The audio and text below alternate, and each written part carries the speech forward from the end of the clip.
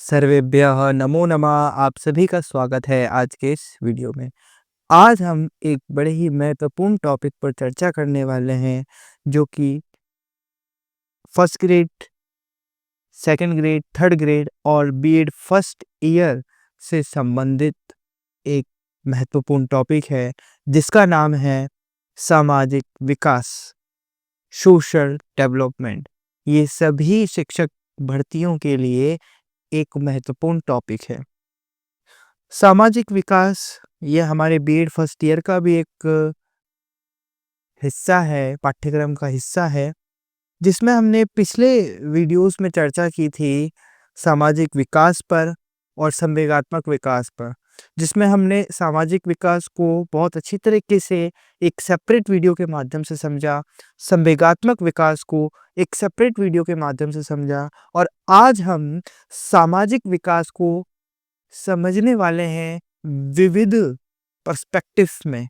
यानी कि मेनली हम इस वीडियो में समझेंगे कि सामाजिक विकास को प्रभावित करने वाले कारक कौन से हैं।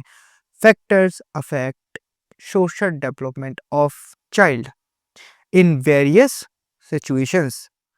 फॉर एग्जांपल, अलग अलग फैक्टर्स हैं with special reference to diverse social, economical and cultural background. अलग अलग बैकग्राउंड को उठाएंगे और हम समझेंगे कि सामाजिक विकास को ये जो बैकग्राउंड है, ये जो परिदृश्य है, ये किस प्रकार से प्रभावित करते हैं।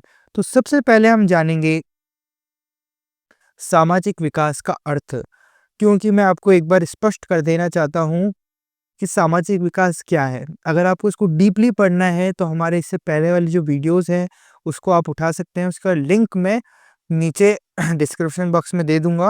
अगर आपको पूरा कंप्लीट सामाजिक विकास को समझना है कि सामाजिक विकास क्या होता है, तो आप इस वीडियो को देख सकते हैं। लेकिन अभी टॉपिक को शुरू करने से पहले आपको पता होना चाहिए कि सामाजिक विकास क्या है, सोशल डेवलपमेंट क्या होता है। तो मैं थोड़ा सा आपको बताता हूँ। सामाजिक विकास वह प्रक्रिया है जिसके द्वारा बालक सामाजिक प्रक्रियाओं के अनुरूप व्यवहार करना सीखता है।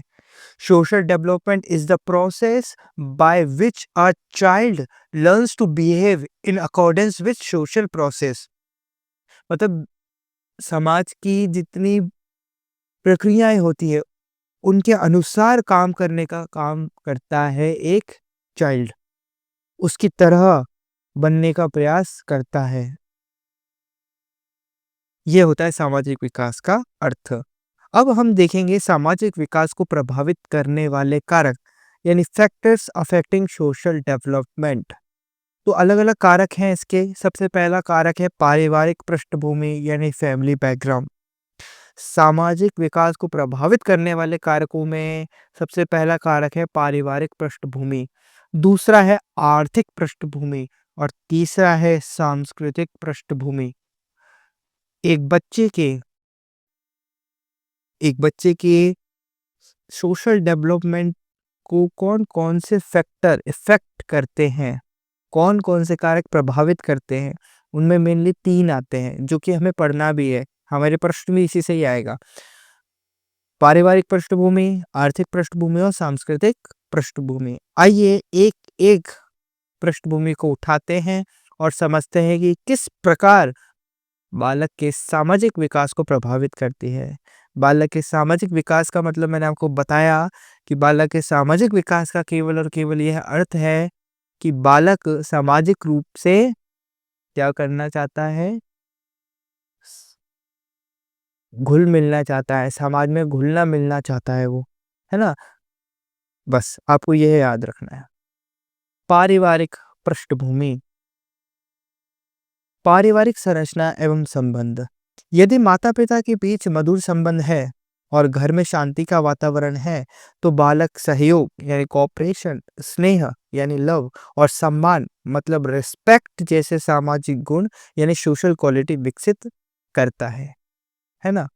जैसे कि मान लीजिए यदि माता पिता छोटी छोटी बातों पर झगड़ते हैं, तो बालक सामाजिक रूप से कैसा हो जाएगा, ईर्ष्यालु हो जाएगा, एनवियस हो जाएगा या झगड़ालू हो जाएगा, हॉस्टाइल हो जाएगा, जिससे उसका सामाजिक विकास बाधित हो जाता है।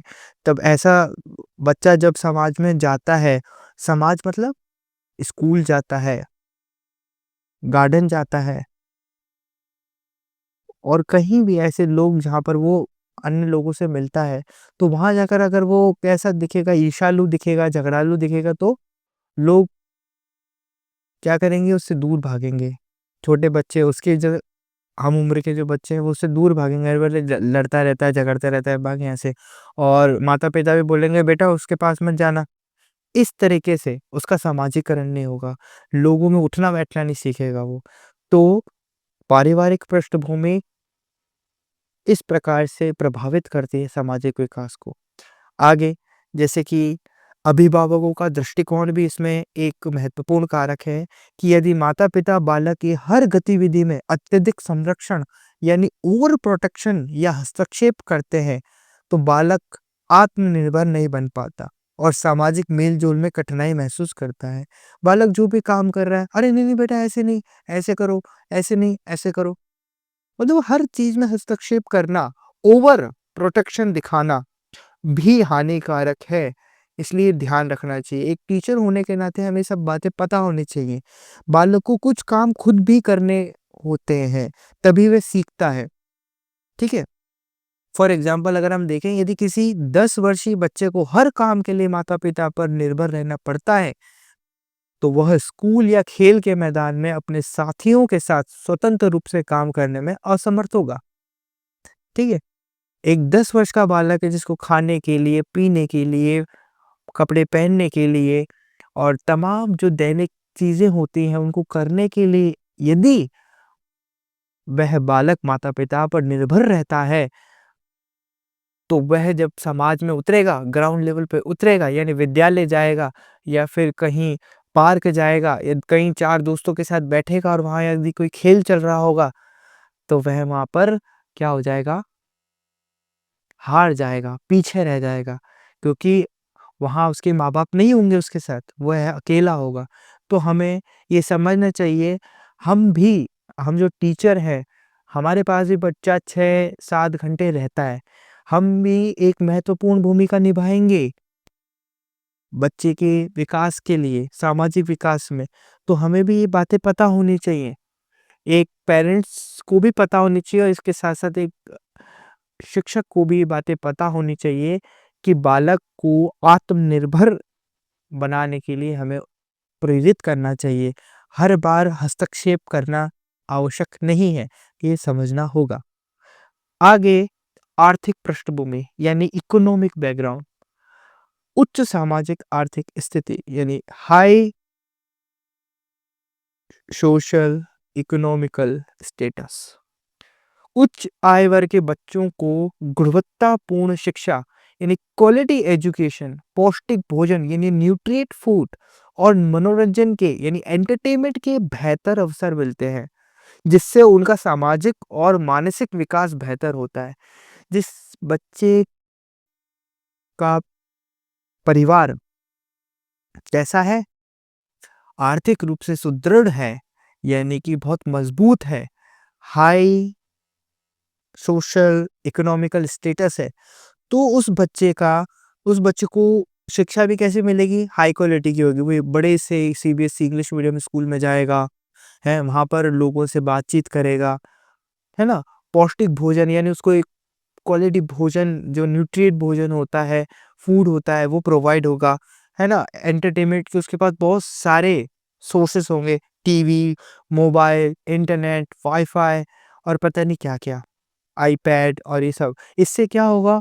एंटरटेनमेंट करेगा, लोगों को देखेगा मतलब सब कुछ सीखेगा, जिससे उसका शारीरिक और मानसिक और सामाजिक मेनली तो सामाजिक और मानसिक विकास होगा, ठीक है? सामाजिक कैसे विकास होगा? कि जब वो इन चीज़ों में को देखेगा तो वो जान पाएगा कि अच्छा समाज में, सोसाइटी में ऐसी-ऐसी चीज़ें होती हैं और मानसिक फिर वो अपने को खुद को तैयार करेगा उस हिसाब से। फॉर एग्ज़ाम्पल मान लीजिए एक धनी परिवार का किशोर यानी एक लड़का है, जो किशोर मतलब जो एडोलेसेंट है, अच्छे संपर्क बनाता है, अच्छे कॉन्टैक्ट बनाता है और सामाजिक गतिविधियों में भाग लेता है यानी सोशल एक्टिविटीज़ में भाग लेता है। जबकि उसके पास डिज़ाइनर कपड़े और गैजेट्स होते हैं, जो सामाजिक स्वीकृति को आसान बनाते हैं। एक बालक या बालिका जो कि अमीर परिवार से आती है, एक धनी परिवार से आती है या आता है, जो कि जिसके कपड़े या वस्त्र जो हैं बहुत अच्छे हैं, है ना? बहुत अच्छे महँगे कपड़े पहन रखे हैं उसने, वॉच पहन रखी है और अब वो ग्राउंड पे उतरता है, तो लोग उससे अट्रैक्टिव होते हैं। लोग चाहते हैं उससे बात करना, लोग चाहेंगे उसको अपना दोस्त बनाना। तो यहाँ उसका क्या हुआ? Social development. मतलब अब वो उसके नए कॉन्टैक्ट बन रहे हैं। नए कॉन्टैक्ट किस कारण कभी सोचा? उसके पहनावे के कारण, उसके लुक्स के कारण, ठीक है? अब वही एक ऐसा व्यक्ति है जिसने इतने सुंदर कपड़े नहीं पहन रखे हैं, साधारण कपड़े पहन रखे हैं और बाल भी ऐसे बना रखे हैं सिंपल और घड़ी भी सस्ती पहन रखी है। हो सकता है उसके जो पैंट है वो आयरन ना हो, आयरनाइज़ ना हो, इस्त्री ना कर रखी हो। जब ऐसा बच्चा ग्राउंड पे उतरता है, तो लोग हिचकिचाते हैं और वो बच्चा भी हिचकिचाता है क्योंकि वो जानता है कि मुझसे कौन दोस्ती करेगा? मैं तो बड़ा साधारण से दिखने वाला हूँ। उस व्यक्ति से उसको अपना दोस्त बनाएँगे जो कि अट्रैक्टिव दिखता है। कहीं कॉन्टैक्ट यानी सोशलाइज़िंग यानी सोशल डेवलपमेंट में सबसे बड़ा कारण होता है आर्थिक का। आर्थिक जो पृष्ठभूमि होती है वो बहुत ज़्यादा प्रभावित करती है किसको? एक पारिवारिक और एक आर्थिक दोनों ही परिस्थितियाँ बहुत प्रभावित करती है। आर्थिक स्थिति जिस भी बच्चे की खराब होती है, वो ना तो अच्छी शिक्षा प्राप्त कर सकता है, ना तो उसको अच्छी शिक्षा मिलती है और ना कुछ भी होता है। जैसे आगे हम देखते हैं, जिस बच्चे का निम्न सामाजिक आर्थिक स्थिति होती है, यानी लो सोशल इकोनॉमिकल स्टेटस होता है, उसके साथ-साथ क्या होता है कि जैसे कि इसको हम निर्धनता के रूप में भी देख सकते हैं या जो बालक गरीब होता है, तो क्या होता है कि निर्धनता के कारण, गरीबी के कारण बच्चों को मूलभूत आवश्यकताएँ जैसे कि भोजन, कपड़े भी पूरी नहीं हो पाते। ये भी नहीं मिल पाता उनको। गरीबी बच्चों को मूलभूत गरीबी सामाजिक अस्थिरता यानी सोशल इनस्टेबिलिटी को जन्म देती है और बच्चे समाज में अपना स्थान नहीं बना पाते। जैसे कि गरीबी के कारण बालक छोटी उम्र में ही मज़दूरी करना शुरू कर सकते हैं, जिसे हम बाल श्रम कहते हैं। यदि उन्हें सामान्य तरीकों से वस्तुएँ प्राप्त नहीं होती हैं, यानी जनरल मेथड्स जो होते हैं जिसमें क्या होता है पढ़कर नौकरी करना और फिर अपना जीवन यापन करना। इससे अगर उसकी इच्छाएँ पूरी नहीं होती है, सामान्य चीज़ें पूरी नहीं होती हैं, तो वह असामान्य तरीकों जैसे चोरी या अपराध करने जाता है, से उन्हें प्राप्त करने का प्रयास करता है, जिससे बाल अपराध यानी जुवेनाइल डेलिंक्वेंसी को बढ़ावा मिलता है। आपने देखा भी होगा कि बहुत से जो छोटे-छोटे बच्चे होते हैं, उनको चीज़ें नहीं मिलने के कारण वो क्या करते हैं, आपराधिक गतिविधियों में भाग लेते हैं। वो इसलिए ही होता है। वो नहीं चाहते कि वो ये कार्य करें, लेकिन उनकी आर्थिक पृष्ठभूमि इतनी सुदृढ़ नहीं है, इतनी मजबूत नहीं है कि वह वो चीज़ खरीद सकें। इसलिए फिर वह क्या करते हैं, इस प्रकार की आपराधिक गतिविधियों में भागीदारी निभाते हैं। यहाँ इन चीज़ों को भी हमें समझना चाहिए। एक शिक्षक होने के नाते हमें हर एक स्तर के बच्चे से मिलना या एनकाउंटर हमारा हो सकता है, तो हमें पहले से तैयार होना है। एक बच्चा जिसकी आर्थिक स्थिति खराब है, यदि वो कॉपी नहीं ला पाता या होमवर्क नहीं कर पाता और हम इस चीज़ को नज़रअंदाज करें, ऐसे भी बहुत बच्चे होते हैं जो कि इंग्लिश मीडियम स्कूल में पढ़ रहे हैं। उनके माँ-बाप उनको इस सोच के लिए मतलब ये सोचकर इंग्लिश मीडियम स्कूल में डालते हैं ताकि वो अच्छी पढ़ाई कर सकें। लेकिन इंग्लिश मीडियम स्कूल क्या करता है, पढ़ाई तो बहुत दूर की बात है, असाइनमेंट, प्रोजेक्ट इस प्रकार की चीज़ें करता है। पिकनिक पे जाना है, इस पे ये चीज़ जाना है, इसके लिए इतने पैसे लाओ, एनुअल फंक्शन है इसके लिए, तो उसके पास तो पैसा नहीं है। उसके माँ-बाप ने उसको पढ़ाई के लिए वहाँ भेजा है, इन चीज़ों के लिए नहीं भेजा। ठीक है? तो एक शिक्षक को यहाँ क्या करना चाहिए, एक शिक्षक को उसका सहारा बनना चाहिए, उसकी हेल्प करनी चाहिए, उसको ऐसे प्रोजेक्ट या ऐसे असाइनमेंट देकर दे सकता है वो, ताकि उसका ज़्यादा खर्चा ना हो और निपट जाए। और पार्टिसिपेशन में भी ऐसी चीज़ों में उसको पार्टिसिपेट करवा सकता है जहाँ पर ज़्यादा खर्चा ना हो। क्योंकि हम समझते हैं, हमें इस पढ़ाया जा रहा है कि आर्थिक पृष्ठभूमि कहीं बालक के सामाजिक विकास में बाधा ना बन जाए। हमें बालक का बिल्कुल सामाजिक विकास करना है। उसको सभी उसके सहपाठियों से मिलाना है, उसका दोस्त बनाना है, उसको भी उनके बराबर ऐसा करना है कि बेटा आप कम नहीं हो किसी से भी। कोई भी ऊँचा, कोई भी नीचा नहीं होता। इसलिए तो विद्यालय में एक प्रकार की ड्रेस रखी जाती है, ताकि किसी भी बच्चे को ये महसूस ना हो कि वो अमीर है और मैं गरीब हूँ। ठीक है? चलिए अब आगे बढ़ते हैं। सांस्कृतिक पृष्ठभूमि पर चर्चा करते हैं, कल्चरल बैकग्राउंड पर। सांस्कृतिक मूल्य और व्यवहार। प्रत्येक संस्कृति अपने अलग रीति-रिवाज रखती है। हर एक संस्कृति का अपना एक अलग ट्रेडिशन होता है, बिलीफ्स होते हैं। भारतीय संस्कृति परोपकार यानी चैरिटी, प्रेम यानी लव और सहयोग यानी कोऑपरेशन की भावना से प्रेरित होती है। यदि हम इंडियन कल्चर की बात करें, इंडियन कल्चर या भारतीय संस्कृति में पला-बड़ा जो बच्चा है, उसमें परोपकार, प्रेम और सहयोग की भावना आपको मिलेगी। जैसे फॉर एग्ज़ाम्पल अगर हम बात करें कि भारतीय संस्कृति में पले-बड़े बच्चे अपने बड़ों के पैर छूकर सम्मान व्यक्त करना सीखते हैं और यह व्यवहार उन्हें सामाजिक रूप से समायोजित यानी वेल एडजस्ट होने में मदद करता है। अगर हम बात करें भारतीय संस्कृति की, तो भारतीय संस्कृति में क्या होता है? एक बच्चा जो कि एक अच्छे वेल कल्चर्ड इंडियन कल्चर वाले परिवार में पैदा होता है, बड़ा होता है, तो वो है अपने बड़ों का जो सम्मान होता है जब पहली बार मिलता है, तो पैर छूकर उसका सम्मान करता है। अपने गुरुजनों का दैनिक रूप में यानी रोज़ सुबह जब वह स्कूल पहुँचता है तो पैर छूकर सम्मान करता है। ये आप देख सकते हैं यहाँ पर। उसमें परोपकार की भावना होगी, उसके प्रेम, सहयोग की भावना होगी, बड़ा कोमल होगा वो स्वभाव में। इस प्रकार से क्योंकि भारतीय संस्कृति हमें ये सिखाती है।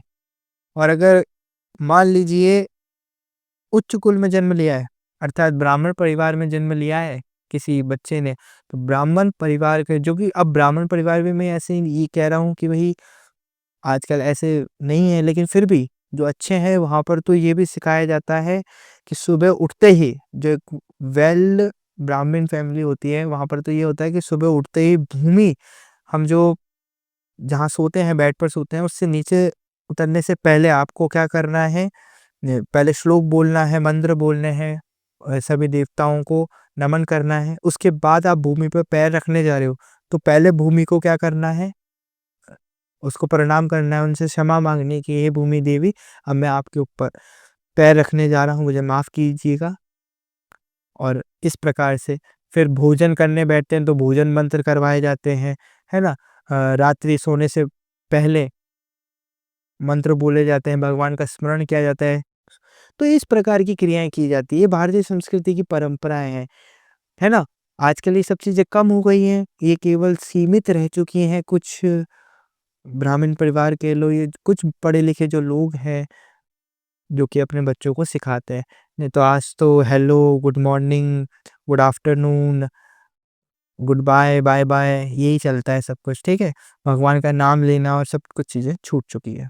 चलिए बात करते हैं, इसका एक मुख्य कारण कॉन्वेंट स्कूल भी है, ठीक है? ये भी हमें ध्यान रखना चाहिए, जो कि इंडियन कल्चर को प्रमोट करना नहीं चाहते हैं, ठीक है? ये भी आप देखिएगा। चलिए अब आगे बढ़ते हैं। सामुदायिक अपेक्षाएँ यानी समुदाय यानी कम्युनिटी, धर्म, रिलिजन और समाज यानी सोसाइटी में प्रचलित मान्यताएँ और परंपराएँ सामाजिकरण को प्रभावित करती हैं। कम्युनिटी, रिलिजन और सोसाइटी भी बच्चे के सामाजिक विकास को प्रभावित करती हैं। जैसे किसी धार्मिक समुदाय के बच्चे अक्सर मंदिर, मस्जिद या गुरुद्वारे से जुड़ी गतिविधियों में भाग लेते हैं, जिससे उनके नैतिक मूल्यों का विकास होता है। यानी उनकी मॉरल वैल्यूज़ में इंक्रीमेंट होता है। जैसे मान लीजिए कोई बच्चा मंदिर जा रहा है, तो मंदिर जाकर वो सीखेगा कि बेटा पाप करना नहीं चाहिए, गलत आदतों को नहीं करना चाहिए, झूठ नहीं बोलना चाहिए, मॉरल वैल्यूज़ है, वो सीख रहा है। मस्जिद जाता है तो वहाँ पर वो उनको मौलाना सिखाएँगे, गुरुद्वारे जाता है तो वहाँ पर जो वहाँ पुजारी है वो उनको सिखाएँगे। तो वो अलग-अलग धार्मिक समुदायों में जाता है और ये सब बातें सीखता है। तो सांस्कृतिक पृष्ठभूमि भी कहीं न कहीं एक महत्वपूर्ण कारक बन जाती है। तो आज हमने सामाजिक विकास यानी सोशल डेवलपमेंट, सामाजिक विकास को प्रभावित करने वाले कारक जिनमें पारिवारिक पृष्ठभूमि, आर्थिक पृष्ठभूमि और सांस्कृतिक पृष्ठभूमि पर चर्चा की। आशा करता हूँ आपको वीडियो पसंद आया होगा, टॉपिक समझ आया होगा और अगर समझ में आया है तो वीडियो को लाइक, चैनल को सब्सक्राइब और अपने सभी दोस्तों के पास शेयर करें ताकि इसी प्रकार से हम आगे भी वीडियो बना सकें। धन्यवाद।